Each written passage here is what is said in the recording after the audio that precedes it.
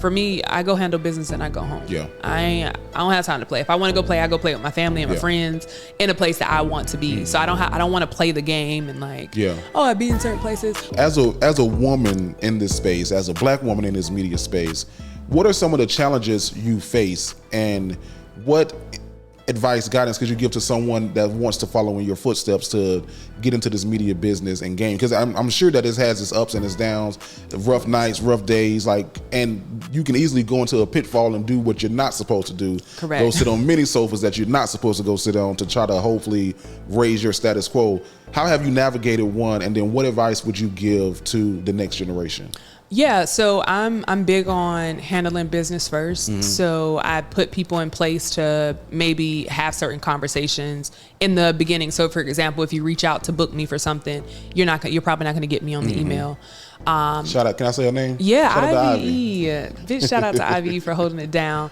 Because before that, what I realized, I was fresh in the field, and on my business card you have my email, and then you have my phone number, and then you have one of the biggest challenges for me is I praise God and I thank my family that there's some type of attractiveness to me. So I understand certain people, and even just being a woman, people are going to be attracted to you, whether it's you look attractive or you got some cookies that they want to put their hand in the jar. Yeah, snickerdoodles. Correct. Yeah. You see what I'm saying? So one of the biggest challenges for me is just when because I'm about business, and I stand 10 toes down on okay, does this make sense? How are we going to handle this business? Woody whoop.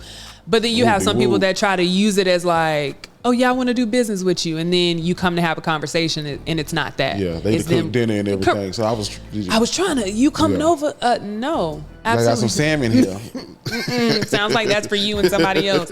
So once I realized, okay, obviously that's not going to be something that I change. It's just about, okay, how do I put together a team that can help me, be in business. Yeah. And then also too, I guess the way that I navigate it too is just always making sure, always making sure that I'm aligned with God. So I don't make quick decisions. Nice. I don't think fast business lasts long. So I'm in it for a long time, not a good time. So, it's just about going back and when I have an opportunity, okay, does this make sense? Cool.